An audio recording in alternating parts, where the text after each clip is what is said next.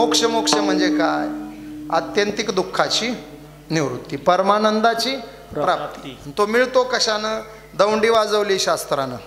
ज्ञानादेव तू कैवल्यम इति शास्त्रेषु डिंडिमहा.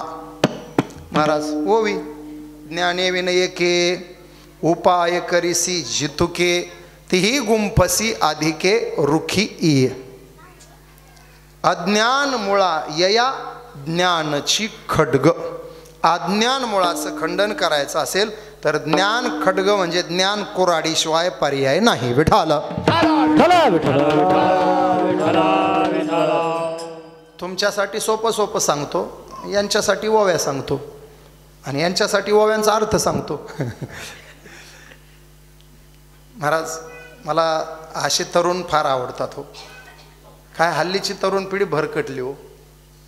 ह्या गादीवरून मनाला वाटेल तीच बोलायला लागले. मी तुम्हाला इतकं हसवलं आतापर्यंत, खळखळ मंडप झाला, पण एकदाही मी पदाची कोर सांडली नाही. पदाची कोर न सांडिता माऊली म्हटले तसं चाकोरीत राहून तुम्ही मंडप गदगद हलवा. हसवण्याला आणि विनोदाला संप्रदाय नाकारतोय असं नाही. हास्य रस आहे नवरसातला, फक्त तो स्टँडर्ड पद्धतीनं उभा करता आला पाहिजे. श्रीगुरु नामदेवजी शास्त्री महाराज अस्खलित ज्ञानेश्वरी सांगतात, पण बेमालूम विनोद करून जातात. मंडप असा खळखळ करून जातात, एखादा सहज विनोद करून. महाराष्ट्राच्या मातीमध्ये इथून पुढं 10 वर्षात ज्या गोष्टी घडू शकतात, घडणार आहेत, त्याला ॲडव्हान्स टेक्नॉलॉजी म्हणायचं. पण ते ॲडव्हान्स टेक्नॉलॉजी सारखी ॲडव्हान्स ज्ञानेश्वरी सांगणारा महाराष्ट्रातला एकमेव वक्ता म्हणजे शास्त्रीजी आहे. मी मगाशी सुदर्शन महाराजांना म्हटलं, महाराष्ट्रात शास्त्रीजी कोणाला सापडले नाही, तुम्हाला सापडलेत, नशीबवान आहे. सहज त्यांना ते हस्तगत झालं. नाही तर शास्त्री सारखं राहण्याचा सगळेच प्रयत्न करतात. त्यांच्यासारखं धोतर घालणारे खूप आहेत, त्यांच्यासारखे शर्ट घालणारे खूप आहेत, त्यांच्यासारखं केस वाढवणारे खूप आहेत, त्यांच्यासारखं चालायला प्रयत्न करणारे खूप आहेत, पण त्यांच्यासारखं चिंतन करण्याची कोणाची तयारी नाही. त्यांच्यासारखं चिंतन करणारे हे आहेत. महाराज तुम्ही काहीच करू नका, शास्त्रीजींचे 4 पुस्तकं वाचा. हा सगळी ज्ञानेश्वरी त्याच्यात आहे. आणि शास्त्रीजी जेवढे ऐकता येतील तेवढे ऐका, गरज आहे महाराज. शास्त्रीजी जास्त कीर्तन करत नाहीत. 2 वर्षात तुम्ही म्हणताल की महाराज तुकाराम शास्त्री म्हटले होते, 2 वर्षामध्ये महाराष्ट्राच्या कानाकोपऱ्यात सुदर्शन महाराजांची गाडी नाही फिरली तर मला विचार. कारण ते त्यांना लाभलंय आणि ही काळाची गरज आहे. आमचे आदर्श शास्त्रीजी असावेत महाराज. तरुण कीर्तनकारांचे आदर्श शास्त्रीजी असावेत. कॅमेऱ्याच्या पुढं सांगतो महाराज, इंदोरीकर महाराज सुद्धा म्हटले, बाबांनो अरे मला जमलंय, माझ्यासारखं होण्याच्या भानगडीत कोणी पडू नका. इंदोरीकर महाराजांना सुद्धा वाटतं लोकांनी व्हावं तर कुरेकर बाबासारखं व्हावं, शास्त्रीजी सारखं व्हावं, सातारकरांसारखं व्हावं, इंदोरीकरासारखं कोणी होऊ नये असं इंदोरीकर महाराजांना सुद्धा वाटतं. विठाला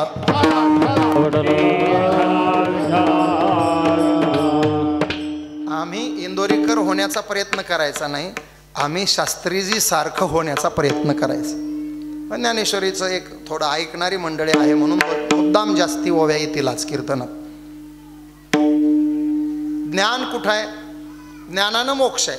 ज्ञान कुठं आहे? श्रद्धावान लभते ज्ञानम ते ज्ञान पैगा बरवे जरी मणी आधी आणावे तरी संताया भजावे सर्व तनु मनु जीवे चरणासी लागावे अगर्वता कर तद्विधी प्रणिपातेन परिप्रश्नेन सेवया उपदेक्षन्ति ते ज्ञानम ज्ञानिनस तत्वदर्शन तत्वदर्शिनः ज्ञानिनः तत्वदर्शिनः ते ज्ञानम उपदेक्षन्ति. पण कोणाला? प्रणिपातेन तद्विधी परिप्रश्नेन. मग त्याच्यासाठी ते ज्ञान आहे. ज्ञान ज्ञान म्हणजे काय? मीची ओळख झाली की ज्ञान झालं. विठाला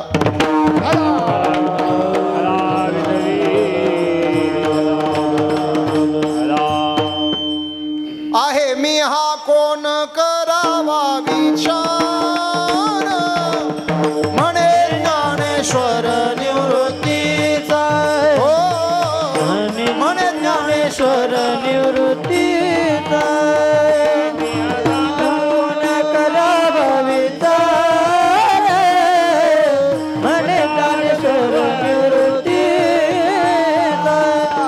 म्हणे ज्ञानेश्वर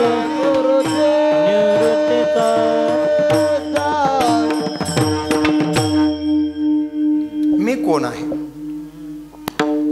मी वासुदेव तत्वता कधी कळो येईल विचारिताचे दोन अर्थ विचारा अंती कळो येईल आणि विचारल्यावर कळो येईल विचारिता विचारल्यावर आणि विचारिता विचारा अंती महाराज ओवी आली परत महाराज मी 4000 ओव्या पाठ केल्यात ज्ञानेश्वरीच्या आणि पाठ 2007च्या अगोदर केल्यात पण 2007 पासून फक्त उजळणी देतो त्याला अजूनही चालू कीर्तनात कुठल्या ओवीनं मला फसवलं नाही ओवी आठवली नाही असं जिंदगीत आजवर कधी झालं नाही 24 वर्ष कीर्तन करतो ओवी आठवत नाही असं कधी होतच नाही तैसे विचारिता निरसले प्रपंचू सहजे सांग मग तत्वता तत्व उरले ज्ञानी असे पण कधी विचारिता कळो येईल तैसे विचारिता निरसले विचारल्यावर कोणाला विचारल्यावर ज्यांना ठाऊक आहे त्यांना मग ठाऊक कोणाला आहे ठाऊक सभाग्य या संता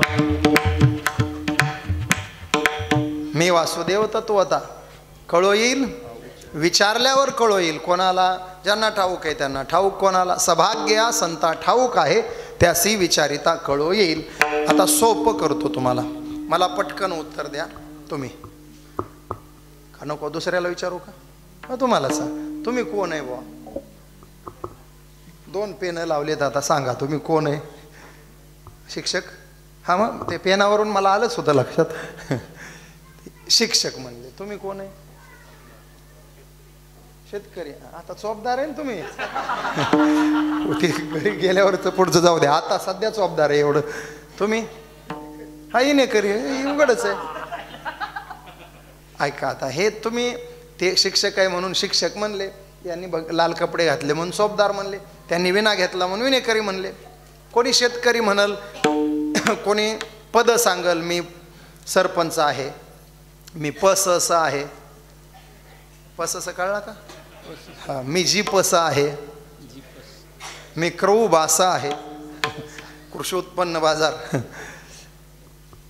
कोणी म्हणल मी तालुकाध्यक्ष आहे मी जिल्हाध्यक्ष आहे कोणी हुद्दा सांगल मी तलाठी आहे ग्रामसेवक आहे जिल्हाधिकारी आहे उपजिल्हाधिकारी आहे तहसीलदार आहे फार झालं तर 2 पावलं अजून पुढे जाऊन नावापर्यंत जाऊ आपण मला तुम्ही विचारलं तर मी तरी काय म्हणलो असतो मी तुकाराम आहे पण प्रश्न हा आहे जन्मलो तेव्हा मी तुकाराम आहे का उपजलिया बाळकासी नाव नाही तयार ठेविलेनी नावेसी आई वडिलांनी या देहाचं नाव तुकाराम ठेवलं म्हणून आज त्रिभुवनवाडीमध्ये तुकारामचं कीर्तन आहे समजा याचं नाव जर आईनं दगड्या ठेवलं असतं तर आज कीर्तन कोणाचं झालं असतं दगडू महाराज म्हणा दगड्या काय दगड्या कीर्तन करतो काय दगडू महाराजाचं म्हणावं याचं नाव धोंडे असतं तर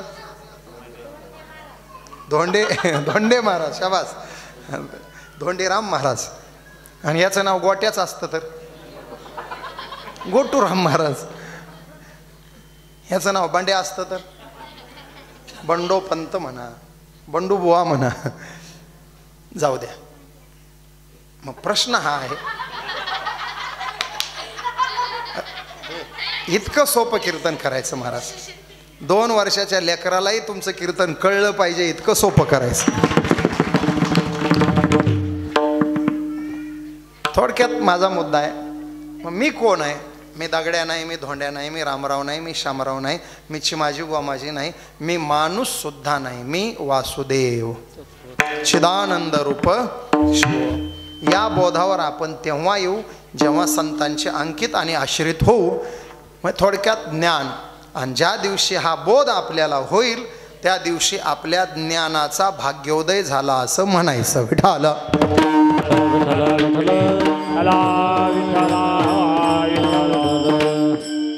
दुसरा कर्माचा भाग्योदय आहे. कर्म सगळेच करतात पण कर्माचा भाग्योदय कुठे आहे?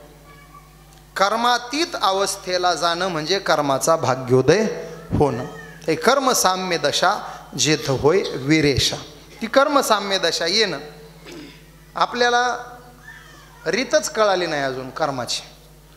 प्रत्येक कर्माची रीत आहे. हे पोरांनो, लेकरं छान बसलेत, तुम्ही बसलात म्हणून एक गोड विचारतो, पटकन उत्तर द्या. तुम्हाला जर केळ खायला दिलं तर कसं खाणार? सोलून खाणार. वा, एकदम बरोबर बोललं लेकरू. सोलल्यानंतर आतलं खाणार का बाहेरचं खाणार? आतलं. वा वा वा, हुशार लेकर आहेत बघा. आतलं खायचं ठरलं ना आपलं? आता परफेक्ट ठरलं ना? आतलं खायचं. बरं, आता मी तुम्हाला खारीक देतो, आता आतलंच खायचं की बॉम्बला? आता केळी खाताना आतलं खायचं बाहेरचं टाकायचं, आणि खारीक खाताना बाहेरचं खायचं आतलं टाकायचं. आता ह्याच्यावर ठाम आहेत का तुम्ही? बरं, मग आता मी तुम्हाला आंबा देतो, आता कोणतं खायचं? कातडे कातडे खायचे आहे का नाही? नाही, मधलं कोय कोय खायची. बरोबर ना? पोरं म्हणतील पक्का घोटाळा झाला. आता आता आंबा खाताना आतलंही टाकायचं मधलंही टाकायचं, दोन्हीच्या मधलं ओढायचं. बरं, जाऊ द्या. आता आता जास्त घोटाळ्यात नाही टाकीत. तुम्हाला जर पेढा दिला तर काय टाकून देणार? हुशार लेकरू. आता काय टाकायचंय? पेढा उचलून तोंडात टाकायचं. 4 पदार्थ खातानाच्या 4 रीती आहेत. तसं कर्म करतानाच्या 2 रीती समजून घ्या. कर्म करताना मी केलं आणि माझ्यामुळं झालं म्हणायचं नाही, आणि केलेल्या कर्माचं फळ मला मिळालंच पाहिजे ही अपेक्षा धरायची नाही. महाराज प्रसिद्ध श्लोक, कर्मण्यवाधिकारस्ते मा फलेषु कदाचन. कर्म करत राहा, फळाची अपेक्षा धरू नका. आपला इथं घोटाळा आहे. काही झालं की पठ्ठ्यानं केलं, सप्ताह गावाचा, आणि एखादा कार्यकर्ता उगच मागं पुढं येते. आमच्या कीर्तना झालं, आम्ही म्हणतो लय सुंदर नियोजन केलं, लय भारी सप्ताह झाला. ते छाती काढून म्हणते उग नाही महाराज, पठ्ठ्या आहे म्हणून सप्ताह आहे. मी अंग काढू द्या, बंद पडतंय का नाही बघा. आम्ही म्हणतोय तू बाजूला होय, अजून चांगला होते.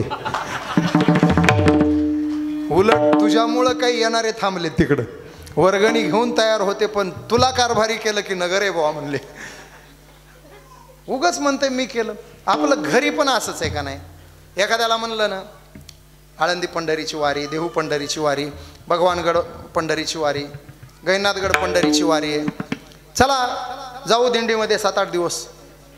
ते म्हणते छे छे छे छे छे, दिंडीत आणि 8 दिवस.